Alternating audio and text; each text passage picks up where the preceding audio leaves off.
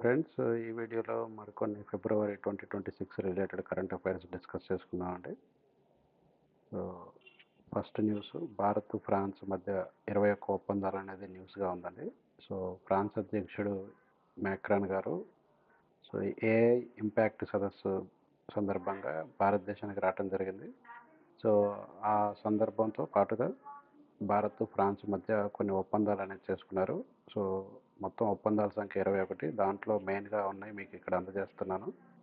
So ఈ భాగస్వామ్యాన్ని, Bharat France యొక్క భాగస్వామ్యాన్ని స్పెషల్ గ్లోబల్ స్ట్రాటజిక్ పార్ట్నర్షిప్గా అభివర్ణిస్తున్నారు. ఈ పాయింట్ గుర్తుపెట్టుకోండి, స్పెషల్ గ్లోబల్ స్ట్రాటజిక్ పార్ట్నర్షిప్గా భారత్ ఫ్రాన్స్ యొక్క భాగస్వామ్యాన్ని పేర్కొంటున్నారు.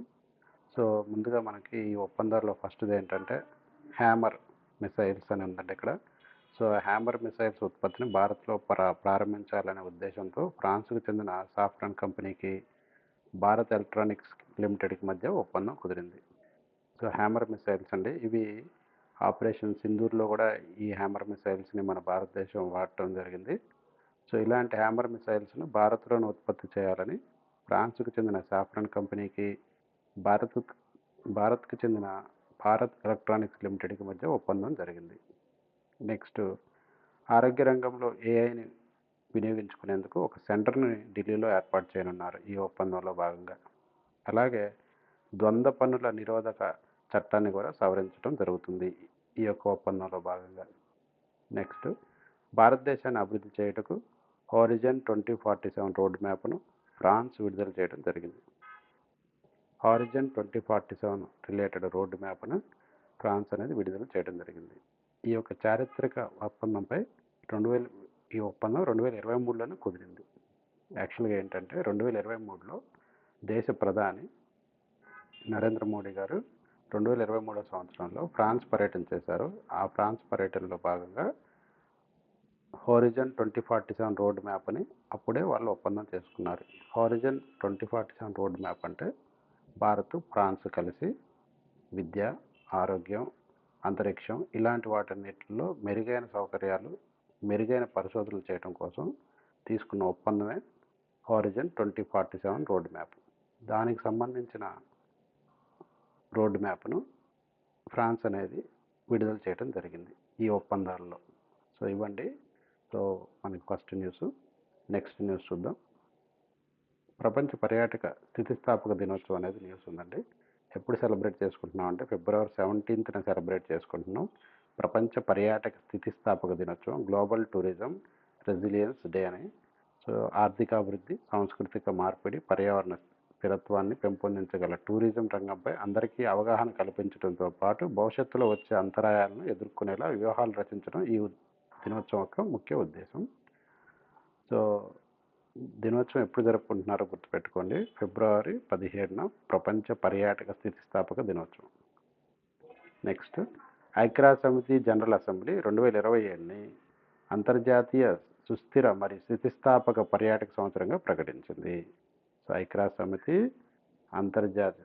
సమితి జనరల్ అసెంబ్లీ 2027ని గుర్తుపెట్టుకోండి, 2027ని అంతర్జాతీయ సుస్థిర మరియు స్థితిస్థాపక పర్యాటక సంవత్సరంగా ప్రకటించింది. ఇలా గుర్తుపెట్టుకోవాలండి.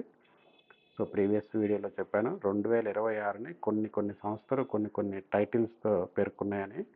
ఫర్ ఎగ్జాంపుల్ భారత్, ఫ్రాన్స్ 2026 సంవత్సరాన్ని ఇయర్ ఆఫ్ ఇన్నోవేషన్గా పేర్కొనడం జరిగింది. అట్లాగే యుఏఈ 2026 సంవత్సరాన్ని ఇంటర్నేషనల్ ఇయర్ ఆఫ్ ఫ్యామిలీ. ఇలా కొన్ని సంస్థలు కొన్ని ఈ సంవత్సరాన్ని ఒక రకంగా పేర్కొనడం జరిగింది. అలాగే ఐక్యరాజ్య సమితి జనరల్ అసెంబ్లీ అనేది 2027 సంవత్సరాన్ని అంతర్జాతీయ సుస్థిర స్థితిస్థాపక పర్యాటక సంవత్సరంగా ప్రకటించింది. అది న్యూస్ అండి. నెక్స్ట్, విజన్ 2031 కేరళ అనేది న్యూస్గా ఉందండి. విజన్ 2031, ఈ క్రింది ఏ రాష్ట్రం విజన్ 2031ని ఫాలో అవుతుందంటారండి? ఆ రాష్ట్రం పేరు కేరళ, గుర్తుపెట్టుకోండి. సో ఈ విజన్ 2031 ఎందుకు తీసుకుందంటే కేరళ 2031 అంటే 2031 నాటికి కేరళ రాష్ట్రం ఏర్పడి 75 సంవత్సరాలు అవుతుందండి. సో 75 సంవత్సరాలు అవుతున్న సందర్భంగా కేరళ విజన్ 2031 ఒక టార్గెట్ని పెట్టుకుంది. ఆ టార్గెట్లో ఏంటంటే వాళ్ళ లక్ష్యం ఏంటంటే సో 2031 నాటికి 100% అభివృద్ధి చెందిన రాష్ట్రంగా అవతరించాలి. 2031 నాటికి 100% అభివృద్ధి చెందే రాష్ట్రంగా అవతరించడానికి విజన్ 2031 పెట్టుకున్న రాష్ట్రం ఏంటి అంటే కేరళ.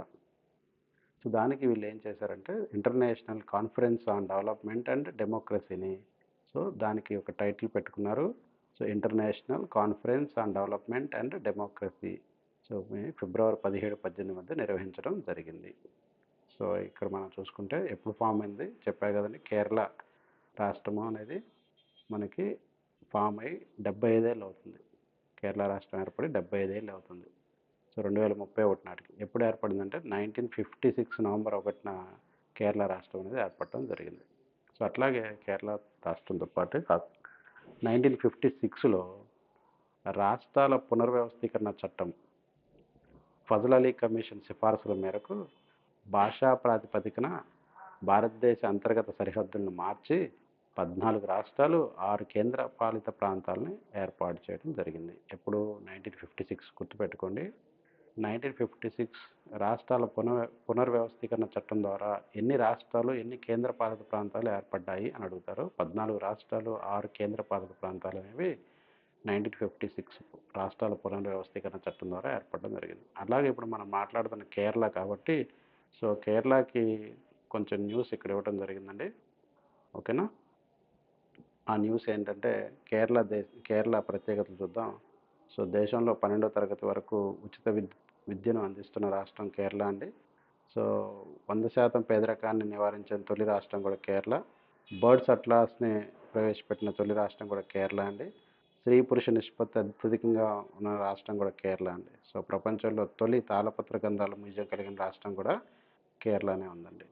సో కేరళ ముఖ్యమంత్రి గారు పినరయి విజయ్ గారు. గవర్నర్ ఇతను కాదండి, గవర్నర్ మారిండి, కొంచెం మీరు నోట్ చేసుకోండి. రాజేంద్ర విశ్వనాథ్ కార్లేకర్ గారు గవర్నర్ అండి. సో ఇది కొంచెం టైపింగ్ మిస్టేక్ ఉంది, ఒకసారి మీరు చదివి చేసుకోండి. So Kerala governor. ఇంకా నెక్స్ట్ న్యూస్ చూద్దామండి. So BBC Indian sports women of year పురస్కారాలు. BBC Indian sports women of year awards అనేది. సో ముందు బీబీసీ అంటే తెలుసుకుందాం. British broadcasting corporation. బీబీసీ అనేది 2025 సంవత్సరానికి గాను 6వ edition Indian sports women of the year పురస్కారాలను ప్రకటించింది. 6వసారి అండి Indian sports women of the year పురస్కారాలని ఎవరు ప్రకటించారంటే బీబీసీ ప్రకటించింది. ఎప్పటికి ఏ ఇయర్ కంటే 2025 సంవత్సరానికి ప్రకటించింది. అవార్డు విజేత అండి. So Indian sports women of the year BBC ప్రకారం Indian sports women of the year Smriti Mandhana. Next emerging player of the year Divya Deshmukh chess. Next para sports women of the year Preeti Pal. Next lifetime achievement award Anjali Bhagwat shooting అండి. So ఇలా మనకి BBC అనేవాళ్ళు ఈ news అనేది awards అనేది ఇవ్వడం జరిగింది స్పోర్ట్స్లో. ఓకేనా. అది కూడా Indian sports women of the year పురస్కారాలు ఇవి. నెక్స్ట్ స్వదేశీ ఏఐ స్మార్ట్ గ్లాసెస్ అంటే ఐ గ్లాసెస్ అండి ఇవి. సో 2026 సంవత్సరానికి సంబంధించి భారత్లో జరుగుతున్న ఇండియా ఏఐ ఇంపాక్ట్ సమ్మిట్లో భాగంగా స్వదేశంగా అభివృద్ధి చేసిన ఏఐ స్మార్ట్ గ్లాస్ స్వరంకేజ్ను మోదీ ఆవిష్కరించారు. ఏఐ స్మార్ట్ గ్లాసు స్వరంకేజ్ దాని పేరండి. ఎవరు ఆవిష్కరించారంటే మోదీ ఆవిష్కరించారు. సో ఇది ఏ రాష్ట్రం వాళ్ళు తయారు చేశారంటే కర్ణాటక రాష్ట్రం వాళ్ళు తయారు చేయడం జరిగింది. ఇక నెక్స్ట్ మనకి ఈ ఏఐ స్మార్ట్ గ్లాస్లో మైక్రోఫోన్స్ ఉండటం వలన వినటం కూడా జరుగుతుంది. సో వినటం కూడా జరుగుతుందండి ఏఐ స్మార్ట్ గ్లాసెస్లో మైక్రోఫోన్ ఉండటం వల్ల. భారత్లో ఏఐ రంగాన్ని అభివృద్ధి చేయటకు 2024 సంవత్సరంలో ఇండియా ఏఐ మిషన్ అనేది ఏర్పాటు చేయడం జరిగింది. ఎప్పుడంటే 2024లో. సో మనకి దీనికి పెట్టుకున్న వ్యయం ఏంటో చూడండి, ఇక్కడ ఇచ్చామండి. సో ఇన్ని కోట్ల అంచనా పెట్టుకున్నారు 2024 నుంచి 2030 వరకు. సో అదేవిధంగా ఈ యొక్క ఇండియా ఏఐ మిషన్ సిఇఓ ఎవరంటే అభిషేక్ సింగ్ వ్యవహరించడం జరుగుతుంది. నాకు తెలిసి బిట్ కంపల్సరీ వస్తుందండి ఇక్కడ.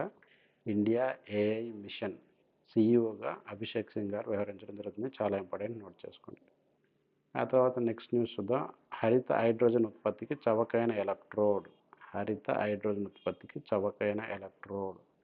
సో ఆల్రెడీ మనం ప్రీవియస్ వీడియోలో డిస్కస్ చేశానండి హైడ్రోజన్ ఆధారిత వ్యవసాయ డ్రోన్ అని. సో ప్రీవియస్గా చేశాను. హర్యానాలో ఒక startup company wow go green company వాళ్ళు హైడ్రోజన్ ఆధారిత వ్యవసాయ డ్రోన్ని దాన్ని డ్రోన్‌ని క్రియేట్ చేశారని చెప్పడం జరిగింది. ఇప్పుడు ఈరోజు న్యూస్ ఏంటంటే హరిత హైడ్రోజన్ ఉత్పత్తికి చవకైన ఎలక్ట్రోడ్ అంటున్నారు. సో, ఎవరు కనుక్కున్నారంటే ధన్‌బాద్ ఐఐటీ, ఐఐటీ కనుక్కున్నారండి. ధన్‌బాద్ ఐఐటీ గుర్తుపెట్టుకోండి. ఐఐటీల మీద కూడా బిట్స్ వస్తున్నాయి రీసెంట్‌గా జరుగుతున్న ఎగ్జామ్స్‌లో. సో, గుర్తుంచుకోండి ఐఐటీస్ మీద వచ్చేవి కూడా. సో, మొన్న కూడా చెప్పాను ఐఐటీ మద్రాస్ అనేది టాంజానియాలో ఓపెన్ చేసింది యూనివర్సిటీ అనేది కూడా మన న్యూస్ వీడియోలో చెప్పానండి. ఒకసారి చూడండి.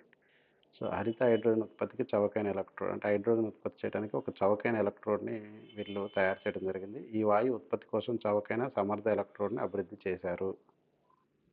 ఇది గ్రీన్ హైడ్రోజన్ ఉత్పత్తి వ్యయాన్ని గణనీయంగా తగ్గిస్తుంది మరియు సామాన్యులకు, పరిశ్రమలకు ఈ వాయువును అందుబాటులోకి వస్తుంది. ఉత్పత్తి వ్యయాన్ని తగ్గిస్తుంది గణనీయంగా. అంటే హైడ్రోజన్ తయారు చేయడానికి అయ్యే ఖర్చును తగ్గిస్తుంది ఈ ఎలక్ట్రోడ్.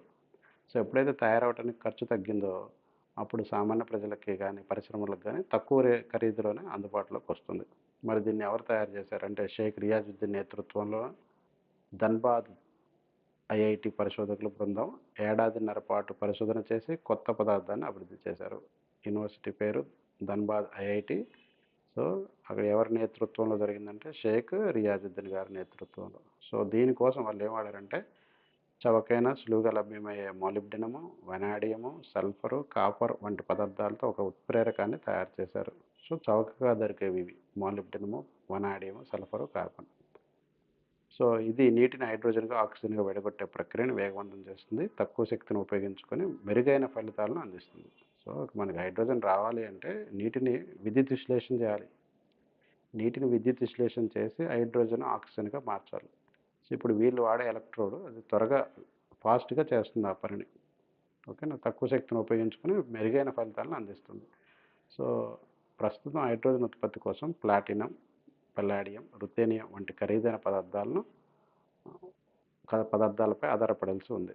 సో, ఇప్పటిదాకా కొంచెం ఖరీదైన వాటి మీద ఆధారపడుతున్నారు. ఈ ఐఐటీ ధన్‌బాద్ వాళ్ళు ఒక కొత్త ఎలక్ట్రోడ్ కనుక్కున్నారు. దానివల్ల ఏమైతుందంటే తక్కువ ఖర్చుతో హైడ్రోజన్ అనేది ఉత్పత్తి అవుతుంది. అదే అండి ఈ న్యూస్.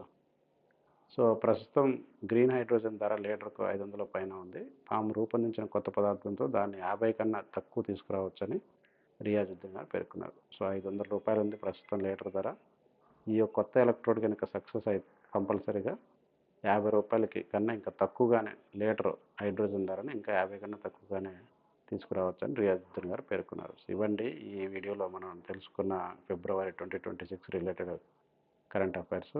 నా కంటెంట్ గనుక మీకు నచ్చినట్లుగా please like, share, subscribe for more videos.